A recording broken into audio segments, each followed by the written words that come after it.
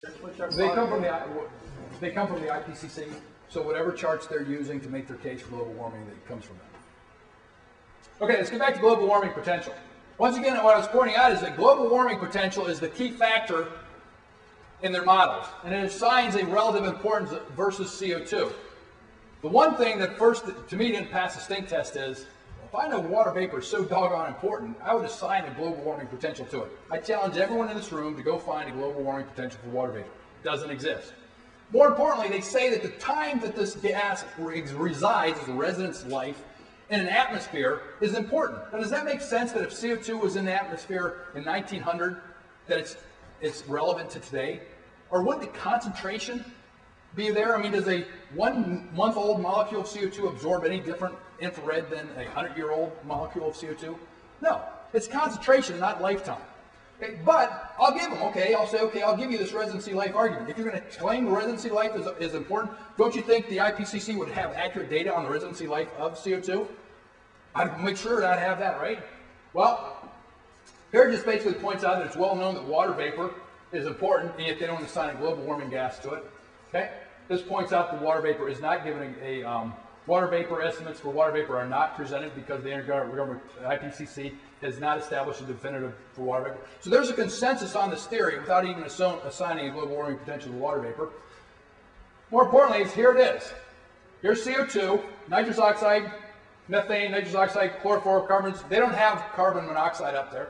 Okay? But as you can see, 150 years, CO2 remains 1. Okay? The other greenhouse gases, though, methane, you see that they fall. So by using this thing called residency life, they can overweight the impact of CO2. But does it make any sense to even have that in the model? But you can see why, by doing that, you can overweight the impact of CO2 versus the other ones. Because by claiming that CO2 is up there for so long, the other greenhouse gases become insignificant. Okay? Lifetimes. Okay?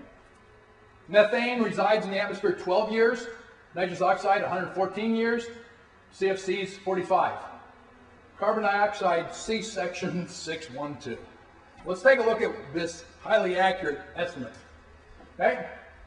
If I came to you and say, if this is the IPCC, okay, they're scaring everyone to death. Don't you think they have a pretty accurate measurement of the residency life? Well, they claim it's between 50 and 200 years. That's a pretty doggone big difference, right?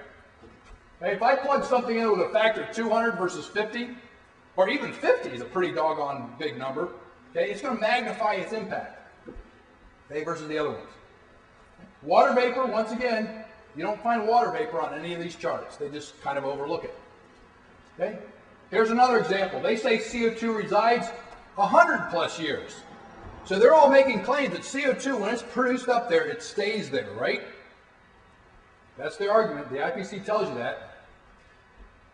Once again, here it is, and they say a residency life of 5 to 200 years. So even in the IPCC's own chart, you can find that they have 2 different charts. However, now it's down to 5.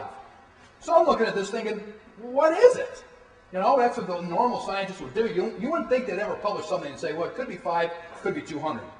Because that's a tremendously important part of their model. So I did a little research. I thought, okay, this is a simple turnover problem.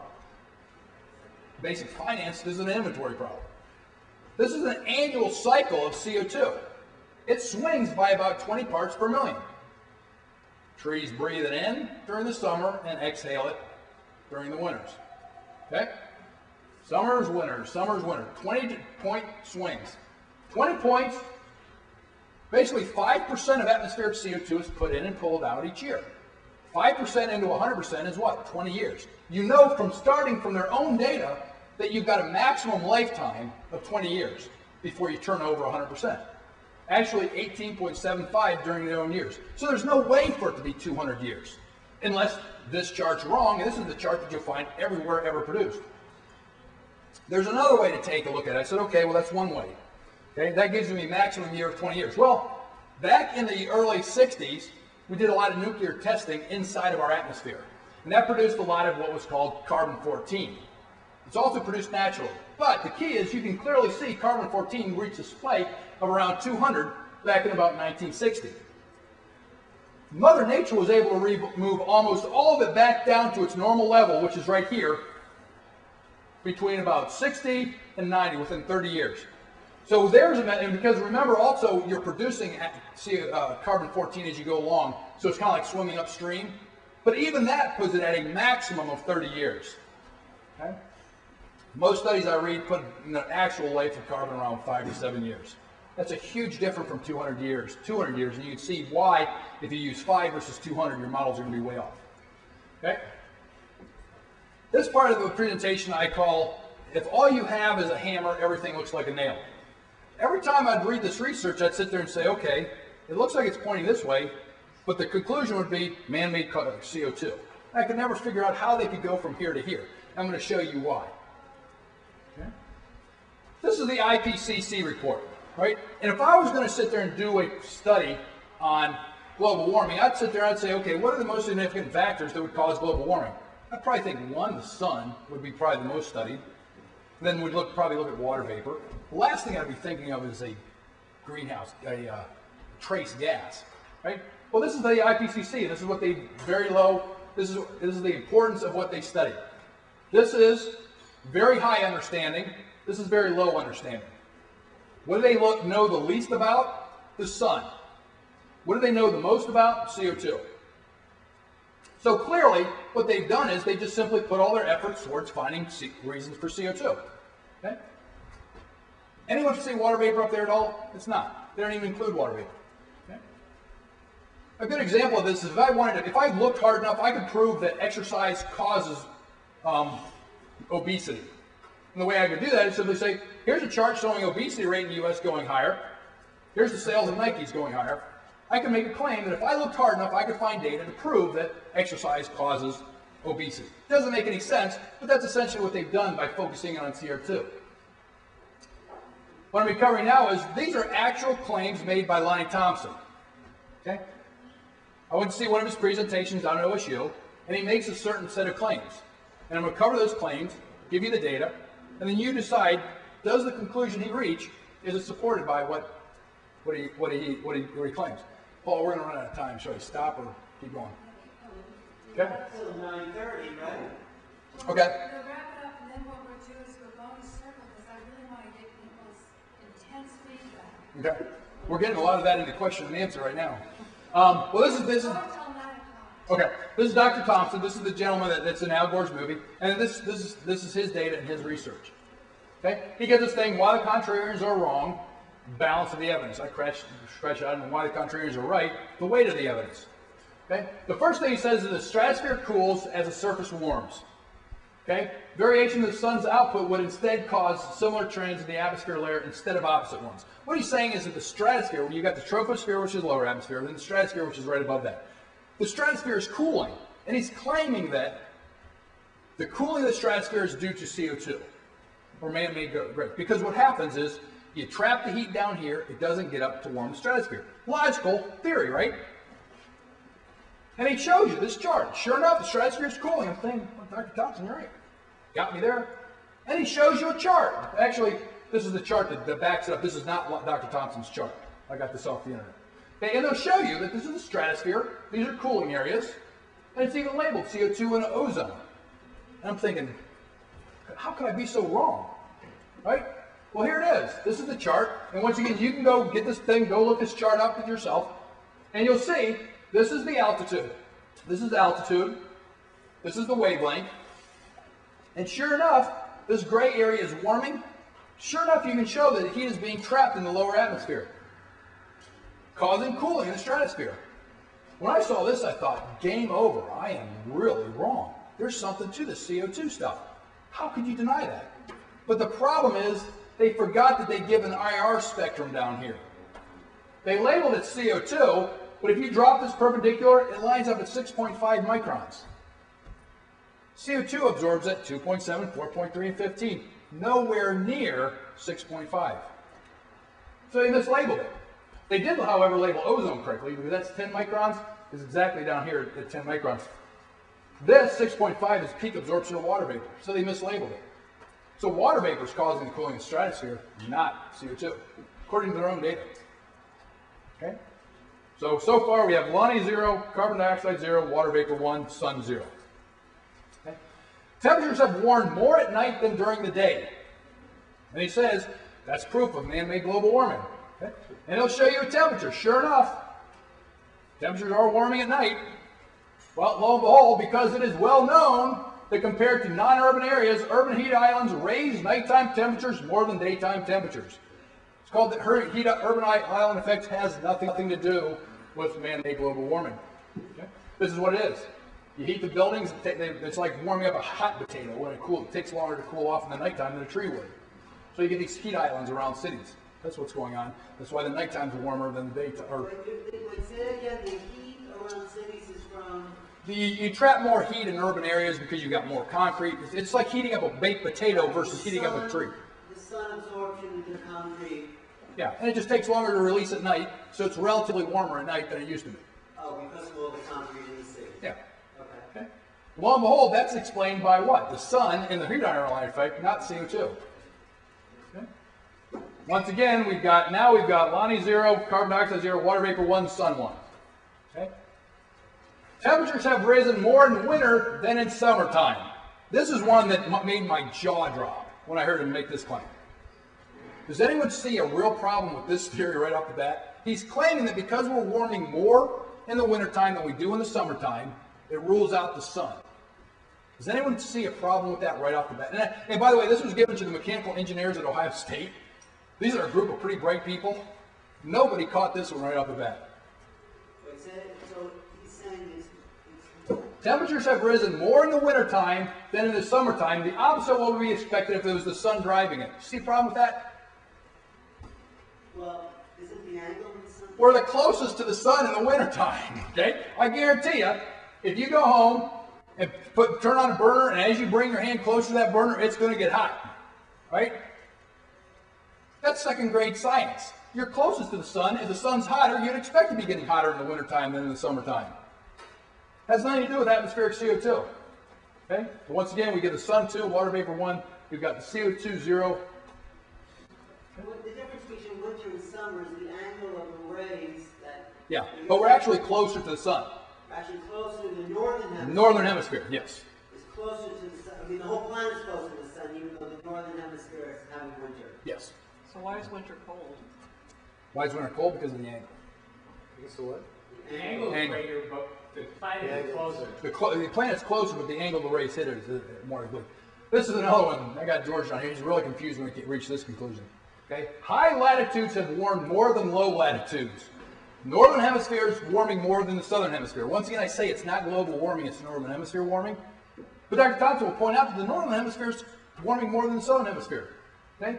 This is what really blew my mind. Since more radiation is received in low latitudes, one would expect the opposite of the sun's driving effect. What is the whole global warming theory? Greenhouse gases are trapping the radiation.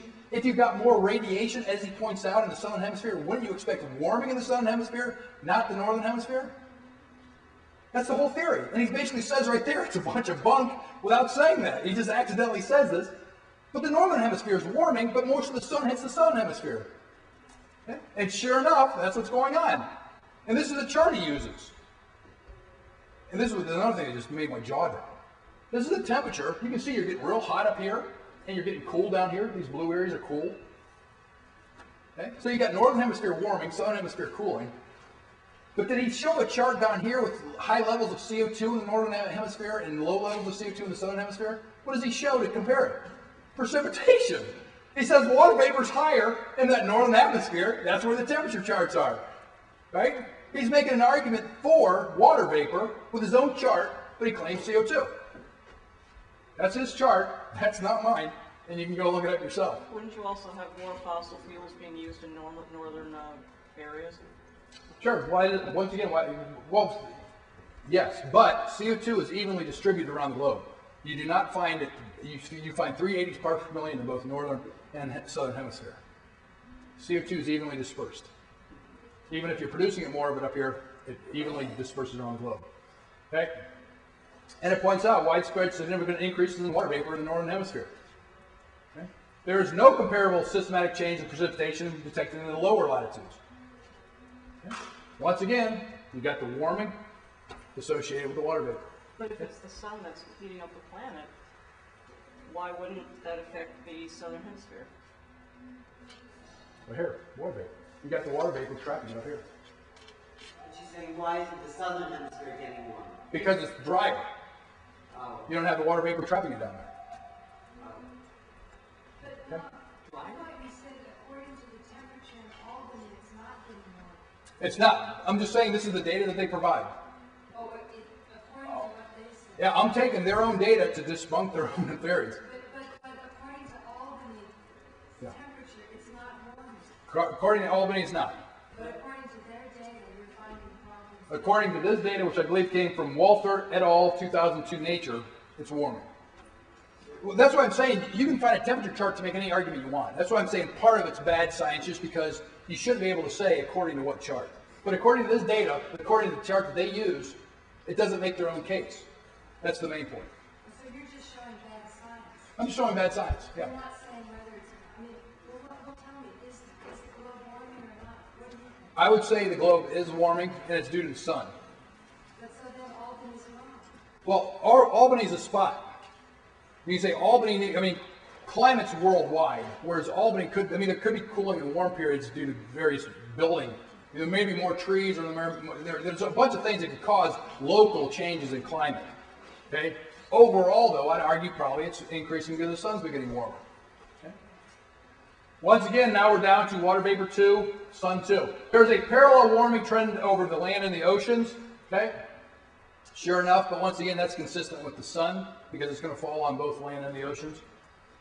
Okay, virtually 100%. And once again, the oceans are being heated by the sun, not the atmosphere. So now we're up to water vapor 3, sun 2. Okay, because once again, if the oceans are warming, you have to explain why are the oceans warming. Okay, several dozen top models have become progressively better at replicating climate patterns, and they claim that what you need to do is you need to throw in man-made greenhouse gases to make them work. Okay? Well, if their models aren't including water vapor, and if they don't sign a greenhouse global warming potential, I don't care what their models say. And by the way, several dozen may be getting better. What about the other several dozen that aren't? And I did see someone at OSU that points out that their models aren't very good. Okay? And I think this guy, Dr. Gerald Stokes, this is what really blew my mind about this theory. Is this guy, he comes and he talks at Ohio State, and he's responsible for building these giant models. He works over at the laboratory at Battelle Memorial, and he comes in, and he's real excited about telling everyone about these models. And he points out that they go and they spend about $250 million to create these models explaining climate. And they're based it on CO2. And he says, you know what? Well, after we got finished spending that $250 million, you know what we found? They don't do a good job. So what does a normal scientist do after they spend $250 million and they're getting bad results? What do you normally do? You probably think you're barking up the wrong tree. Probably because you're forgetting water vapor in the sun and you're building on CO2. What did he do? He bragged about spending another $500 million to improve the model. Okay? They just spend more money. They're going to prove CO2 does it one way or another and doesn't care how much. I mean, if you got that kind of a deep pocket, they should be able to prove CO2 is going to cause it. And he's going to try it. I watched the guy say it himself. I asked him about, don't they include water vapor in Henry's Law? And this is why I got this pucker factor over here. The guy just stopped dead in his tracks. I point out to him that, you know, according to Henry's Law, that's a natural phenomenon. You put that in the guy goes, the oceans are warming?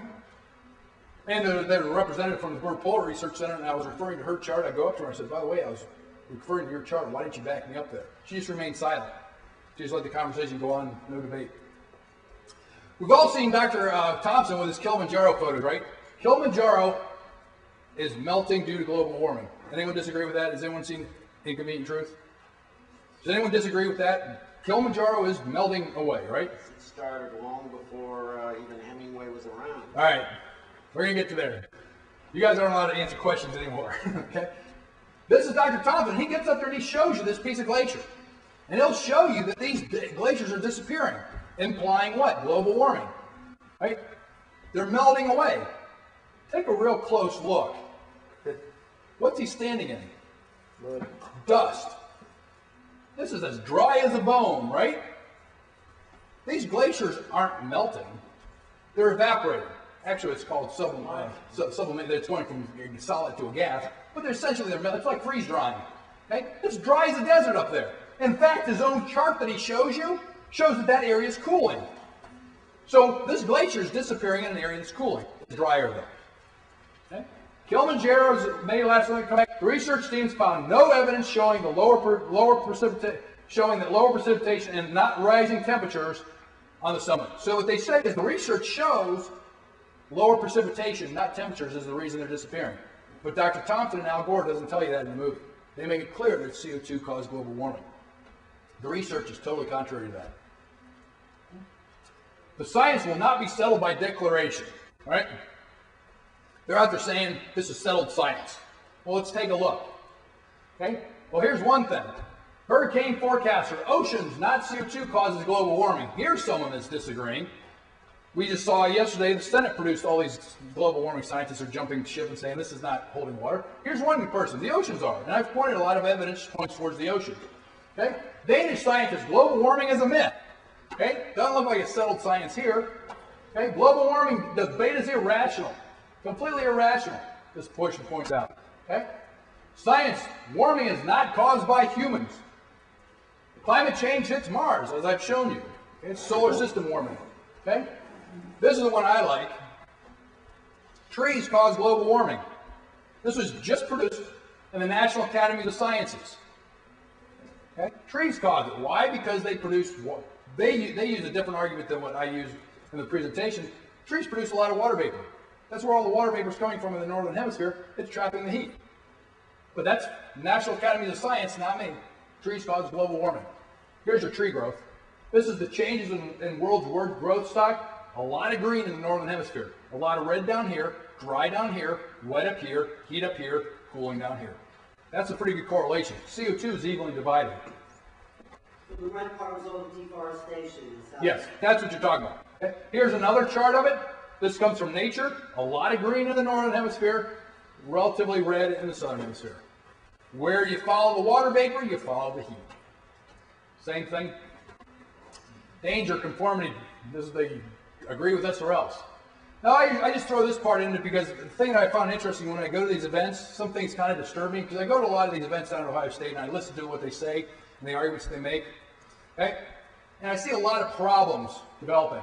Humans blamed for climate change. And I encourage everyone to go to some of these events and listen to them when they start to talk about not global warming, but what they plan to do. Okay? Because when they start blaming man, they're going to want to do something about it. Okay? Children are bad for planning. Okay? That gets me real worried when I see something like that. Okay?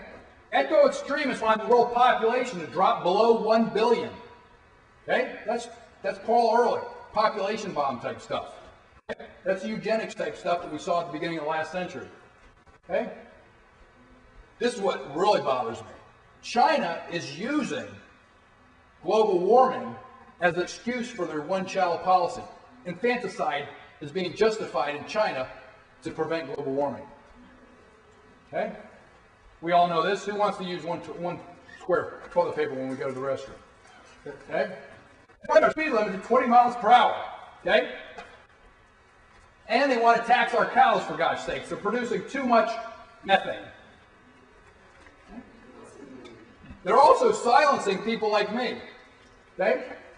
There's a whole bunch of this blacklisting going on. You can go to the Union of Concerned Scientists. They have what I call as a blacklist. They list all the scientists that are disagreeing with it. That's almost like it's like they did on Hollywood. There's plenty of other reasons to need to keep the population down besides global warming. I mean, with just one species just overrunning the planet creates a lot of other problems. I wouldn't agree. I'm not a big fan of population. You're looking at famines and science is not a this is another one. How they're silencing this weatherman up in Delaware. Okay, if you look back in the Little Ice Age, when they had global cooling weather back then, they started blaming people. Part of the reason why they had all the witch hunts and the burnings of witches is because they blamed them for the weather changes back then. There was hail 1 foot big, Oh yeah. 1 foot long, so it was very scary. And they blamed witches. Sure. They burned them in the state. Yeah, it's called weather cooking. There's a Michael Crichton is doing presentations now. When he gets an astrophysicist from Harvard, goes back and reviews the history. And sure enough, back then, there was a bunch of climate fears, and they burned people for it. Well, I mean, no one would suggest that's a good idea, but there are things like birth control. I mean, Yeah. it's, I'm just saying, like Paul Ehrlichman wrote back in the population bomb, we were all supposed to be starving by 1980. We're producing so much food now, we're burning it as ethanol. Okay? Their claims are never come true.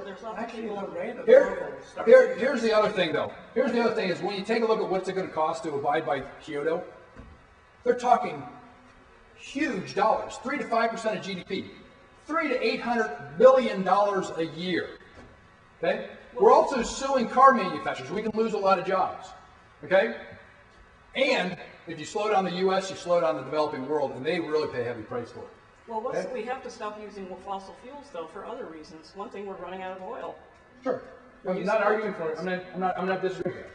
My point is, if we're going to spend 3 to 5% of our GDP on a speculation, we know for certain we've got a Social Security time bomb. Okay, we've got a 400,000, according to the Heritage Foundation, the fiscal wake-up. Our generations have left the new generation a $400,000 liability per household. If we're going to go spend money, let's spend it on our children so that they don't have to pay that $400,000 bill. We can provide a better education, better health care, better defense. Well, there's lots of stuff. I mean, if we cut spending to the Pentagon, I mean, that's way out of control, but that's a whole other issue.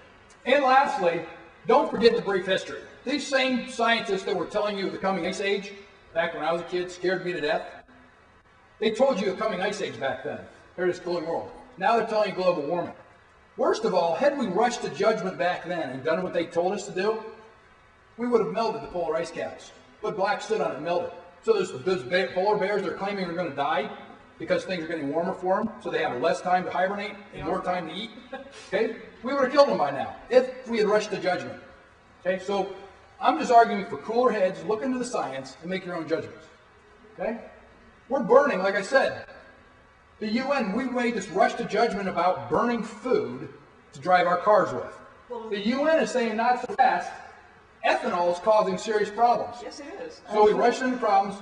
We drain, plow, plant, herbicide, fertilize. We cut down forests, drain wetlands to produce corn so that we can burn it instead of feeding people. We drive up the price of corn. Well, ethanol is a terrible idea for fuel. Sure. And actually, Richard Perez in 1988, or 1998 rather, actually spoke out against ethanol. He actually is one of the utmost leading scientists in solar energy technology, and he said back then that if you use ethanol, you're only going to increase the global warming situation with the. It's not a solution. Well, I'd love to come back and do my presentation on ethanol. It does a good job there. And lastly, what you say is, typically if someone doesn't have a good argument, they're not going to sit there and offer you money to debate. Well, that's what they're doing now. Because they're baiting Al Gore. They've got a skeptic here. If you ever read his research, a lot of my stuff comes from him. He does an awful lot of good work. They're out there literally paying Al Gore just to discuss this in an open forum like this. Okay? He's not going to be so bold if he doesn't have a good argument. I wouldn't get in front of you and debate this kind of stuff if I didn't think I could defend it with the facts. Okay? And that's what I find kind of interesting is the skeptics out there, they're very bold, and they're always referring to the science. Okay? Al Gore is good at monologue. You won't see him doing what I'm doing, having a debate, and giving you the data to take a look yourself. Okay? Al Gore will tell you what to think. I'll give you the tools to help you think. Well, Al Gore is just a voice. I mean, this whole issue was around long before him. So, I mean, I'm not in love with Al Gore or anything. It's just, he's way too conservative for me. There we go. Get that on tape.